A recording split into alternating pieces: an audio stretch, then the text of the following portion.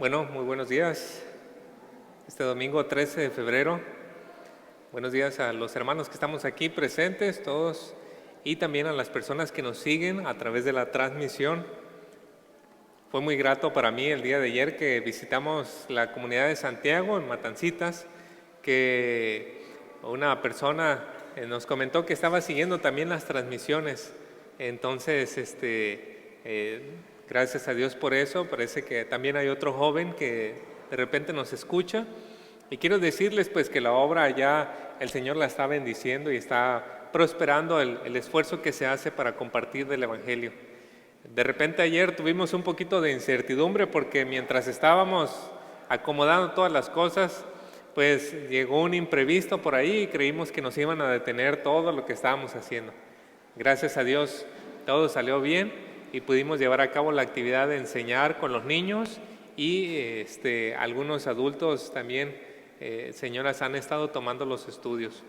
Estamos muy contentos y por favor les pedimos que no dejen de orar por esta obra que se está haciendo allí y también si tiene deseo de involucrarse, además de estar orando en alguna otra manera, pues claro, como estamos comenzando, pues hay un poco de necesidad para empezar a ir estableciendo más cosas. Entonces puede acercarse con nosotros, con mi esposa, con alguna de las personas que están también yendo para informarse acerca de eso, si quiere saber un poquito más de la situación ahí en Santiago, cómo el Señor está haciendo la obra, le invito a que se involucre también en ello. Y bueno,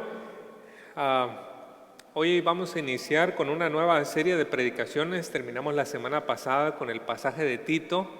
Entonces, como ustedes saben, me gusta que antes de poder iniciar un texto o textos de cierta parte de la Biblia, poder ofrecer un panorama general, por lo menos para que usted sepa en general de qué trata la parte que vamos a ver. Me gusta dar un panorama general, pero antes que nada quiero que pongamos esto en las manos de Dios, que nos ayude, que nos guíe a través de este tiempo de la predicación. Oremos. Nuestro Dios, Padre Celestial, Señor Santo, amoroso, justo y verdadero, lleno de gracia y de bondad. Agradecemos por la obra que está haciendo en nuestros corazones y en el de demás personas fuera de esta iglesia, Señor. Agradecemos, Padre Celestial, que deja ver su luz en medio de nosotros y hace que su luz resplandezca en otros lugares. Gracias, Padre Celestial, por el trabajo que hacen los hermanos, como una luz que se pone sobre un monte alto y alumbra a todos los que están en casa. Señor, agradecemos por estos hermanos que son esa luz para que más personas puedan conocer de Jesucristo. Oh Señor, que usted bendiga estos esfuerzos, que bendiga la iglesia y que donde sea que nos encontremos en el trabajo o con nuestros vecinos, la luz de Cristo pueda alumbrar. Por favor, Señor, bendíganos, guíenos y úseme en este tiempo por su gracia, por el poder de su Espíritu. En el nombre de Jesucristo. Amén. Bueno, no hace mucho, quiero empezar con esto, no hace mucho se hizo famoso el video de una competencia de embarcaciones en remo y en el video se muestra una mujer de un equipo español a la cual mientras estaba remando se rompe el remo. La mujer se llamaba Sandra Piñeiro, por ahí está la foto, ese era el nombre de la mujer. Y al romperse su remo, ella parecía convertirse solamente en una carga para la embarcación. Así que ella está allí tratando de recapacitar qué ha sucedido y qué puede hacer. Uno de nosotros podría pensar, pues, que se tire, así queda la barca pues un poquito más sin peso y va a ser más fácil. El problema o el asunto con eso es que el peso ayuda con la estabilidad, porque va bien distribuido el peso en la barca. Y uno podría decir, no, pues, ¿qué más puede hacer? No puede hacer nada. Sin embargo, Sandra en ese momento entendió que sí había algo que podía hacer, y era estar haciendo el movimiento del remo, como si ella estuviese remando también. y empezó a hacer el movimiento, como ustedes pueden notar ahí, porque el movimiento también ayuda para la coordinación, el equilibrio, y el peso ayuda para la estabilidad. O sea, parecía que no hacía nada, pero su papel en ese momento de crisis era crucial. Ese movimiento que ella hacía ayudaba para todo lo que se necesitaba en ese momento. A simple vista no parecía contribuir, pero en el fondo era lo que su equipo necesitaba para poner el mayor empeño posible. ¿Y cuál fue el resultado de esa competencia? Pues ganaron primer lugar. Con ese esfuerzo, con ese entusiasmo y con lágrimas al final, ganan esa competencia en aquella ocasión. Me ha llamado mucho la atención ese suceso porque se parece a algo que ocurrió hace unos 1900 años atrás, acerca de un hombre que está animando a la iglesia, que está fortaleciendo a la iglesia, pero él mismo se encuentra en prisión, sin que él pueda salir a las calles a predicar, sin que él pueda estar dentro de la iglesia enseñando, pero está en la prisión. Y de alguna manera, aunque está en prisión y parece que no hace nada, en realidad su función es crucial para el trabajo en equipo del resto de la iglesia. Esta es la carta del apóstol Pablo a los filipenses. Y quiero hablarles un poco acerca del contexto general de esta carta para llegar hasta el propósito por el cual fue escrito. Primeramente, esta es una de las cartas del Nuevo Testamento que ha recibido pocos ataques respecto a su autoría. Entonces, desde el primer versículo, Pablo y Timoteo, siervos de Cristo Jesús, es una carta que es reconocido en general por académicos que esta es una carta legítimamente del apóstol Pablo. Donde hay discusión es respecto al lugar desde el cual escribió el apóstol Pablo. ¿De dónde escribió? Bueno, Filipenses 1:13 nos dice que él escribió desde la cárcel, pero la pregunta es ¿desde cuál cárcel? ¿Cuál cárcel escribió el apóstol Pablo? Algunos dicen que es la cárcel de Cesarea, otros dicen que es otra prisión, y la opinión más fundamentada dice que el apóstol Pablo escribió desde la prisión en Roma. Y ya que su prisión en Roma fue del año 58 al 60, se piensa que la carta se escribió en el año 59. Algunos datos generales. Pablo había estado prisionero allí en Roma por un deficiente procedimiento judicial. Tal vez usted recuerde en Hechos 21 que alguien dijo, aquí está el hombre que genera muchos problemas. La gente va, lo golpea, lo quieren matar, llega el comandante Lisias, abre ahí el espacio, rescata a Pablo, lo quieren lastimar. Pablo dice, soy ciudadano romano, habla con los judíos, ellos se enojan. Y bueno, Pablo pasa ahí, después a un gobernante, el cual le va a hacer un juicio. Y bueno, en ese juicio, el gobernador Félix trataba de sacarle dinero. Y después de Félix llega el sucesor, Porcio Festo, y Porcio Festo dice, a mí ni me importan estas cosas. Y debido a eso, Pablo, que era inocente, pasa mucho tiempo en prisión, hasta que él mismo tiene que decir, voy a comparecer ante el César. El ciudadano romano tenía el derecho de que si tenía un juicio injusto, podía pedir una comparecencia ante el rey, en este caso ante el César, el gobernante. Y de esa manera es que emprende un viaje hacia Roma. Todo eso se encuentra desde Hechos capítulo 21 hasta el capítulo 27. Y ahí, desde ese lugar, en la prisión, Pablo escribe esta carta. La prisión para Pablo no fue muy complicada, pero sí hay un hecho importante y es que estaba privado de la libertad. Él no podía simplemente salir a la calle como cualquiera de nosotros. Estaba privado de libertad con ciertas comodidades. Pero a pesar de todas esas dificultades que él podía atravesar, él escribió mucho acerca del gozo. Una y otra vez le escribió a la iglesia de los filipenses palabras de ánimo, palabras para alentarles a seguir trabajando juntos. De hecho, la palabra gozo o regocijo, ¿sabe cuántas veces aparece en la carta? 16 veces. Por eso alguien le ha llamado la carta alegre. Y mire, una carta alegre escrita desde la prisión. Qué increíble este hecho, ¿no? Implícito en el mensaje de la carta está esto. Es posible, hermanos, experimentar gozo en medio de circunstancias difíciles. Es algo que nos deja ver Pablo con esta escritura. Es posible experimentar gozo en medio de circunstancias difíciles. Y no quiero ser simplista con esto, por eso permítame explicarlo. Dios le hizo a usted y a mí con una amplia gama de emociones, ¿no es cierto? Temor, alegría, y cada una de ellas son apropiadas en diversas circunstancias.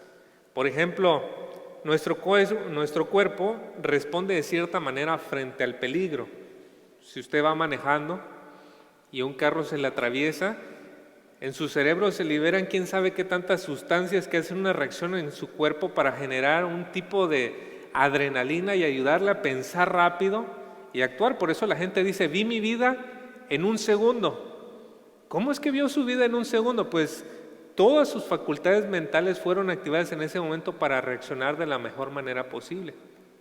Nuestro cuerpo responde así, y si continuamos en ese estado de preocupación, pues ya se genera lo que es el estrés, y si continuamos así, pues terminamos hasta enfermos. También nuestro cuerpo reacciona con tristeza por los recuerdos, y son formas en que Dios nos hizo para ayudarnos. O sea, el Señor le dio un lugar apropiado a las emociones que experimentamos. El gozo que Dios nos da en medio de las circunstancias difíciles a menudo convive al lado de estas reacciones, hermanos. El gozo de Dios nos ayuda a mantenernos en un rango adecuado de tristeza y de estrés para que no nos desmoronemos. A veces tenemos esta idea equivocada de que el gozo es siempre traer una sonrisa. Y no, hermanos, el gozo de Dios a veces es que si esto es lo más feliz y esto es lo más triste, el Señor nos ayuda a mantenernos en un nivel adecuado para que podamos seguir funcionando en la semana y para que no nos desmoronemos o para que no caigamos en una sobrefelicidad que está fuera de lugar. El gozo de Dios nos ayuda a mantenernos en un rango aceptable. Por eso a veces me siento preocupado cuando alguien está pasando una situación difícil y quiere aparentar tener gozo. ¿Por qué me preocupo por esto? Porque primeramente no está dejando que el cuerpo pueda externar lo que necesita. Si necesita llorar, que llore. Si necesita descansar, que descanse. Fingir un gozo que no es de Dios es preocupante, hermanos, porque también no nos deja experimentar el verdadero gozo. Así que cuando estamos en una situación difícil, sí, tenemos que permitirnos experimentar lo que Dios nos hizo para la reacción del cuerpo y de esa manera también pedir que Dios ayude a traer su gozo a nuestra vida. No es posible o no es algo como muy fácil de asimilar que, por ejemplo, sea un funeral y estemos con una sonrisa. No es apropiado, porque el Señor nos hizo con cierta característica y claro que nos va a doler, nos duele la separación, pero el gozo de Dios nos va a ayudar a mantenernos estable. El verdadero gozo viene de nuestra confianza en el control, la sabiduría y la esperanza de nuestro buen Dios. Experimentamos ese gozo cuando nos rendimos ante el Señor en confianza. Entonces el Señor empieza a regular nuestra tristeza y nos comienza a ayudar a tener estabilidad.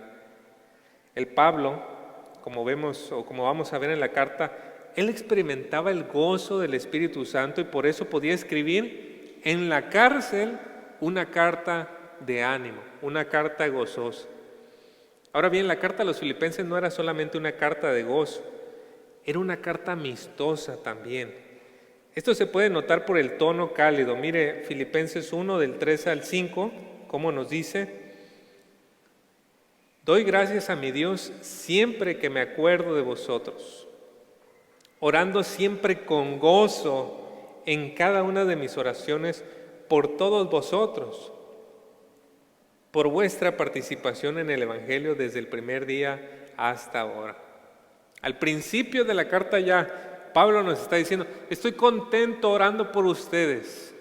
¿Por qué? Porque ustedes se han preocupado por mí. ¿Y por qué más? Por la participación de ustedes en el Evangelio.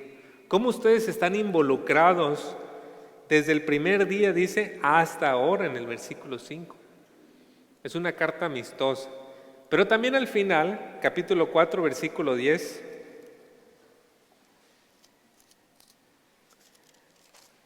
nos dice: me alegré grandemente en el Señor de que ya al fin habéis revivado vuestro cuidado para conmigo. En verdad, antes os preocupabais, pero os faltaba la oportunidad.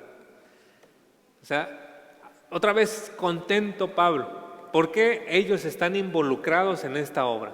En este trabajo que está haciendo, ellos están involucrados, los filipenses. Una evidencia más de que es una carta amistosa. Capítulo 4, versículo 2. Nos dice: ruego a Evodia y a Síntique que vivan en armonía en el Señor. ¿Saben? Estas dos hermanas al parecer estaban peleando en una manera que posiblemente estaban empezando ya a dividir a la iglesia. Y a pesar de que era una situación preocupante, Pablo les dirige con un ruego y su exhortación es muy breve. Porque cuando hay confianza, hermanos, no necesitas explicar mil cosas. Cuando hay confianza, hermana, te ruego, no te estés peleando con esta otra hermana. Pónganse de acuerdo. Fin del asunto. Es una carta amistosa, tenemos ahí mucha evidencia. Diferente a cuando Pablo le escribió a la iglesia de Corinto. En la iglesia de Corinto, Pablo está explicando una y otra vez ¿por qué no deben de dividirse? ¿Por qué no deben de escoger entre Pablo, Apolos y Cefas, Pedro? ¿Por qué deben de mantener la unidad en Cristo? Pero aquí no, la exhortación es breve porque es una amistad muy profunda. Una evidencia más que esta es una carta amistosa es la manera en que se exalta el amor y la sinceridad. Vemos en la carta que se trata el amor y la sinceridad no en una manera complaciente con el egoísmo, hermanos. Es decir, Pablo no procuraba solo la amistad que le hacía sentir bien o porque era afín a él. Y quiero extenderme un poquito en esto, hermanos. A veces no distinguimos entre amar a alguien y amar lo que esa persona nos hace sentir. Y son dos cosas muy distintas. Amar a una persona y amar lo que la persona nos hace sentir. A veces podemos ser egoístas, hermanos, por ejemplo, buscando una amistad. Eres mi amigo porque me haces sentir bien, porque me siento tan bien a tu lado, y el centro de todo el amor es uno mismo. Y llegamos a ser egoístas. Ese no es un verdadero amor, ese es un amor egoísta, es un amor a uno mismo. Y a veces esto nos puede llegar a ocurrir incluso en la iglesia, donde nos relacionamos con personas que solamente son afines a nosotros.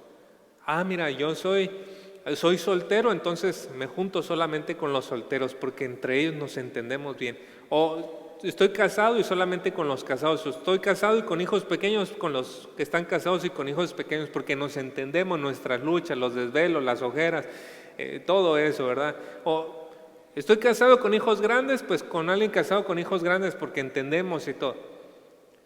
Está bien, no está mal poder relacionarnos en esa manera, pero hay que pensar, hermanos, si acaso no estamos teniendo un amor egoísta, porque es un amor enfocado en uno mismo. La amistad que Pablo expresa en la carta es una amistad con amor y sinceridad, que su enfoque no era uno mismo, era el evangelio. Esta palabra evangelio aparece 9 veces y de acuerdo a un comentarista, en ninguna carta de Pablo se repite tanto la palabra evangelio. Lo que eso implica es que pueden existir amistades en un rango muy variado dentro de la iglesia porque el evangelio es el enfoque, no es uno mismo. Y por eso podemos ver en nuestra iglesia que el niño de 9 años se lleva con el señor de 60. Y por eso podemos ver que los casados en diferentes edades conectan unos con otros y que hay una buena relación en todos. ¿Por qué? Porque si nos mantenemos enfocados en el evangelio, entonces no importa la edad, no importa si tienes o no tienes dinero, no importa si eres joven o si eres mayor, no importa de dónde vienes, si todos mantenemos el enfoque del Evangelio, las diferencias se acaban y somos uno con Cristo. Eso era lo que Pablo quería y estaba comunicando a través de la carta. Ahora, como he dicho, el Evangelio era central, pero lo extraño en la carta es que no se explica el Evangelio. Es decir, Pablo le habla a los filipenses y les dice, vamos a trabajar en el Evangelio, vamos a hacer esto por el Evangelio. Y la cosa es, ¿y qué es el Evangelio? ¿Qué es el Evangelio? Primeramente, el Evangelio es una noticia. 1 Corintios 15:1 nos dice, ahora os hago saber, hermanos, el Evangelio que os prediqué, el cual también recibisteis, en el cual también estáis firmes. Y luego pasa al versículo 3 y versículo 4. Porque yo os entregué en primer lugar lo mismo que recibí, que Cristo murió por nuestros pecados conforme a las Escrituras, que fue sepultado y que resucitó al tercer día conforme a las Escrituras. ¿Qué es el Evangelio? Es una noticia, es un hecho. ¿Cuál hecho? El hecho de que Cristo murió, Cristo fue sepultado y que Cristo resucitó. ¿Qué más es el Evangelio? El Evangelio revela el plan de Dios para salvarnos. Romanos 1, 16 y 17 dice, porque no me avergüenzo del Evangelio, pues es el poder de Dios para la salvación de todo el que cree, del judío primeramente y también del griego. Porque en el Evangelio la justicia de Dios se revela por fe y para fe, como está escrito, mas el justo por la fe vivirá. Cuando vamos a la Biblia, hermanos, leyendo desde Génesis hasta Apocalipsis, todo el mensaje son como pequeños ríos y todos empiezan a desembocar en el Evangelio. Todos nos llevan hacia ese punto en el cual nos enseña lo que Dios tuvo que hacer para salvarnos. ¿Qué tuvo que hacer Dios? Enviar a su Hijo, Jesucristo, morir por nuestros pecados, ser sepultado y resucitar de los muertos al tercer día para recibir gloria, honor y dominio sobre todas las cosas.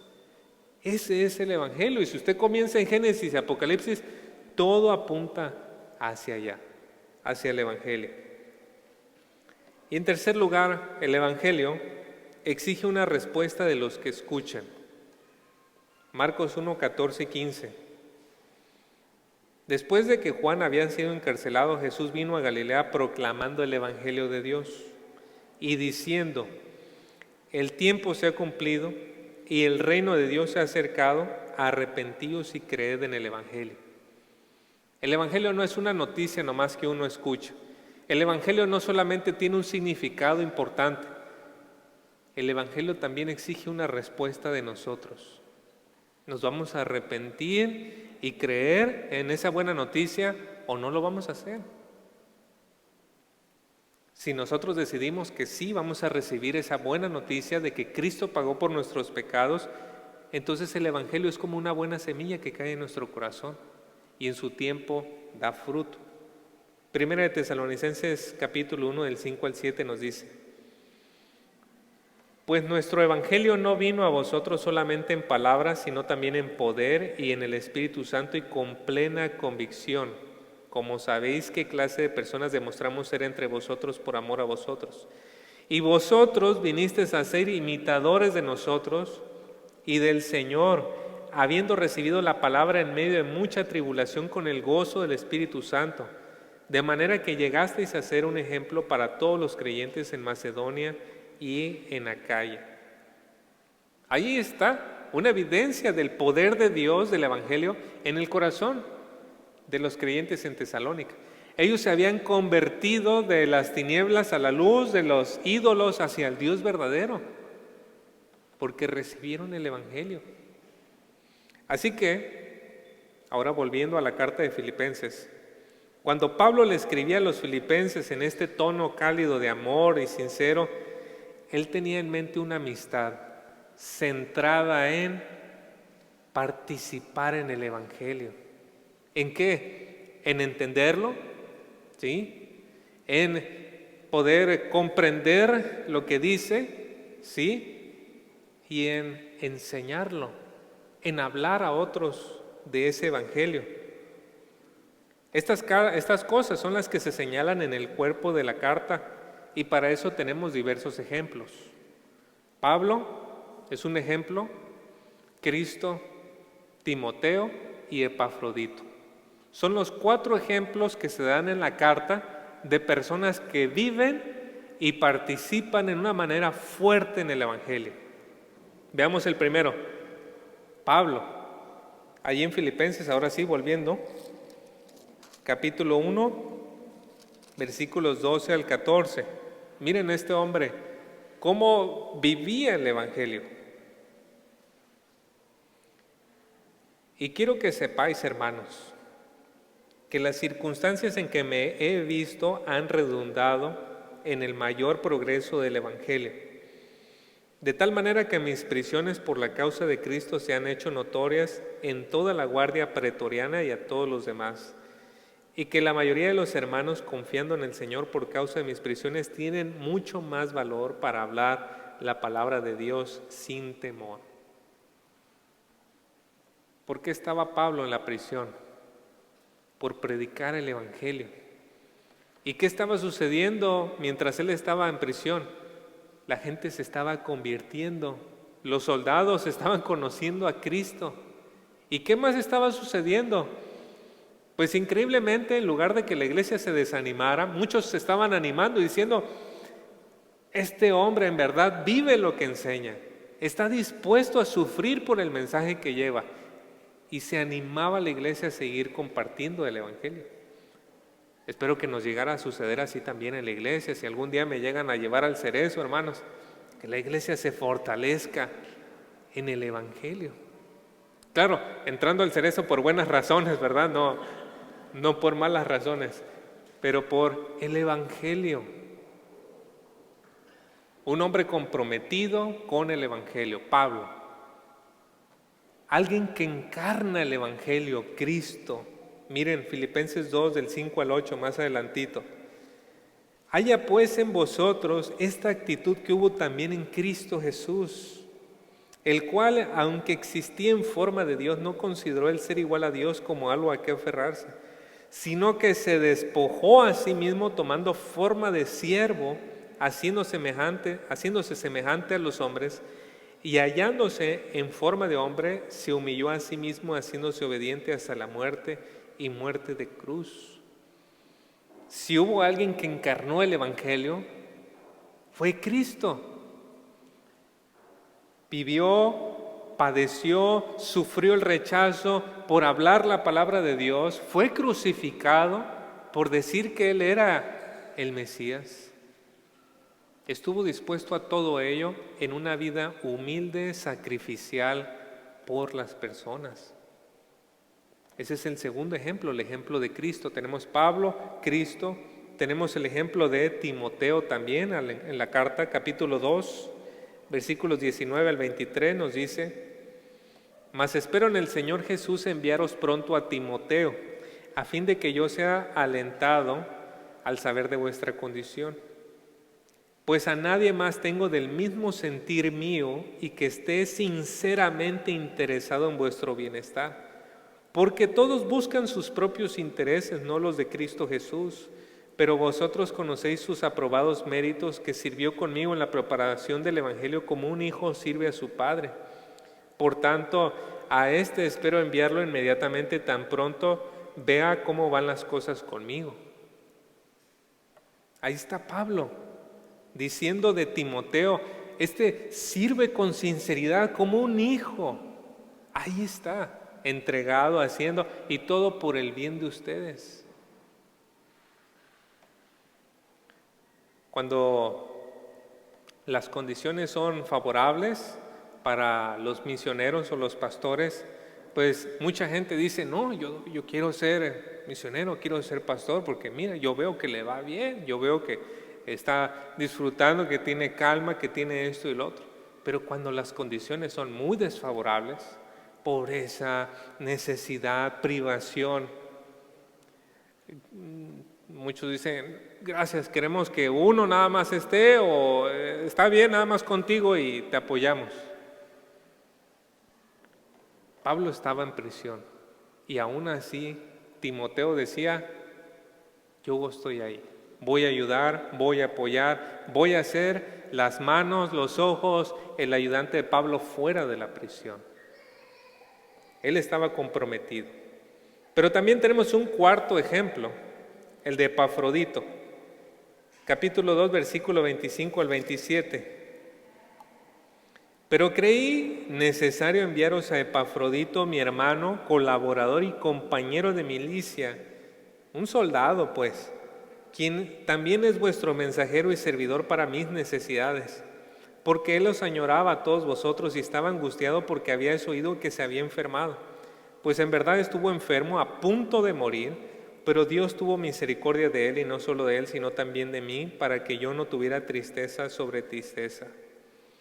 Hermanos, este hombre estuvo a punto de morir sirviendo al Señor, enfermo, y Pablo oró, Señor, por favor, ten misericordia de nosotros, no podemos dejar que este hombre muera. Estaba aquí, vino para ayudarnos y lo mandaron para ayudar y nos llega casi muerto. Oh Señor, ten misericordia. Y Dios tuvo misericordia. El ejemplo de estos 4 hombres, ¿cuál es? El común denominador. El común denominador es amor por las personas, humildad y servicio. En los 4 usted va a encontrar esta característica: amor, humildad y servicio. Y todo lo hacían por el Evangelio. Y así como nosotros podemos encontrar ejemplos positivos, también existen ejemplos negativos en la carta. Voy a hablarles rápidamente de 2. Filipenses 1:15 al 17 nos habla de los ejemplos negativos. El primer ejemplo negativo son aquellos que, haciendo lo correcto, lo hacen con malos motivos. Algunos, a la verdad, dice Filipenses 1:15, predican a Cristo aún por envidia y rivalidad, pero también otros lo hacen de buena voluntad. Estos lo hacen por amor, sabiendo que he sido designado para la defensa del Evangelio. Aquellos proclaman a Cristo por ambición personal, no con sinceridad, pensando causarme angustias en mis prisiones. Así que tenemos este grupo, y para Pablo este grupo no era preocupante. Dice, miren, si lo hacen con malas motivaciones, allá ellos. Lo importante es que Cristo es predicado. Ahí nos dice en el 18, ¿no? Ya sea fingidamente o en verdad, Cristo es proclamado, y en esto me regocijo. Esa era la felicidad de Pablo, Cristo. No importa si me dañan a mí, no importa si me quieren hacer, lo importante es Cristo. También está el ejemplo, mal ejemplo, de aquellos que aparentan hacer lo correcto, pero lo hacen con un evangelio falso. Filipenses 3:2 nos dice, cuidaos de los perros, cuidaos de los malos obreros, cuidaos de la falsa circuncisión. Con la ayuda de Dios vamos a ver todo el capítulo 3, cómo Pablo está ayudando a la iglesia a cuidarse de personas que aparentan verse muy bien, pero en realidad, en el fondo, llevan un mensaje incorrecto. Y eso hay que tener mucho cuidado. Son 2 cosas muy distintas. Aquel que predica el evangelio correcto con intenciones raras, bueno, podemos contribuir, trabajar juntos todavía así, pero quien ya tiene otro evangelio, a pesar de que se vea muy bonito todo, ahí cuidado, es donde tenemos que tomar distancia. Con todo lo que hemos visto hasta ahorita, hermanos, ¿cuál será el propósito para el cual Pablo escribió esta carta? Les voy a decir, Pablo escribió esta carta para promover la unidad centrada en el Evangelio. Esa es la idea de toda la carta. Vamos trabajando juntos, vamos uniendo fuerzas, vamos dejando a un lado las cosas que no son importantes, con un corazón humilde, con un corazón amoroso, con una disposición servicial. Vamos trabajando juntos por el Evangelio. Y con la ayuda de Dios y con la bendición de Dios, espero que las próximas semanas que estemos meditando en esta carta, y les voy a decir, se van a agregar con la ayuda de Dios otros 2 predicadores más, porque el propósito de la carta es que más se contribuyan, más estén comprometidos. Pues con la ayuda de Dios, esto es lo que podemos esperar a lo largo de estas semanas, que con la ayuda de Dios la iglesia siga creciendo en esto, unidos, fortalecidos, trabajando para el progreso del Evangelio, vivirlo y enseñarlo debidamente. Así que quiero empezar a concluir con el mensaje o con la ilustración con la que comencé. Hablé al principio de la competencia de remos, ¿verdad? Hablé acerca de esta mujer que hizo este esfuerzo para poder ayudar a su equipo a ganar. Se utiliza en muchas organizaciones esta ilustración de la competencia de remos para hablar del trabajo en equipo. Y ya si no, porque requiere muchísima coordinación.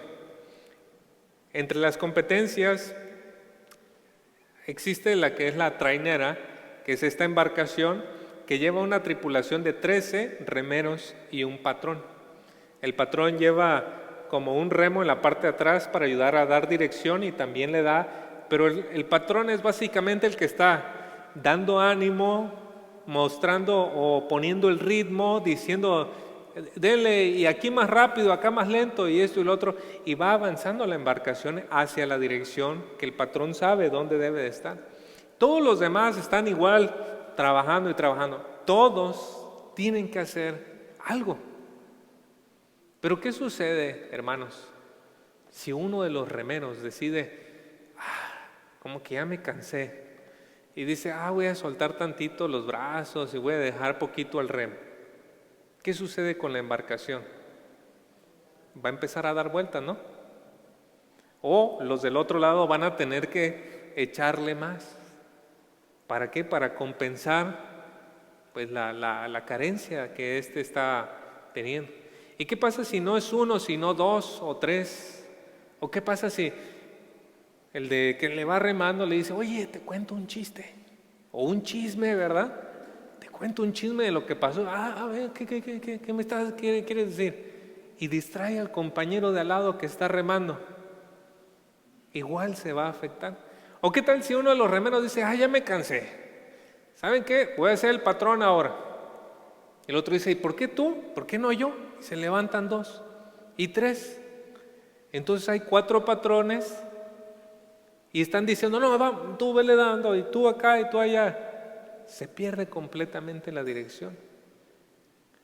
El trabajo se requiere hacer en equipo y todos tienen una participación importante. Cualquiera de ellos que llegue a hacer alguna cosa va a afectar a la tripulación, va a afectar la competencia. Y hermanos, nosotros, como dijo el apóstol Pablo, no vamos sobre una corona corruptible, sino una incorruptible. Por eso quiero exhortarles en esta mañana a que nos esforcemos en promover la unidad centrada en el Evangelio para su progreso. Nos esforcemos en eso, hermanos. Que podamos trabajar juntos, conózcanse, salúdense. Si son personas nuevas, los que ya tienen más tiempo, saluden, conózcanse, conozcamos juntos el Evangelio, profundicemos y sigamos trabajando para darlo a conocer. Vamos a orar. Padre Celestial, gracias Señor por la Escritura, su palabra en esta carta de los Filipenses. ¿Verdad, Señor? Escuchar o leer de un hombre que en prisión estaba dando ánimo es sorprendente. Y la manera que el apóstol Pablo, por así decirlo, como un patrón de esta embarcación, estaba diciendo, vamos adelante, hay que esforzarnos, hay que trabajar en equipo, hay que evitar murmuraciones.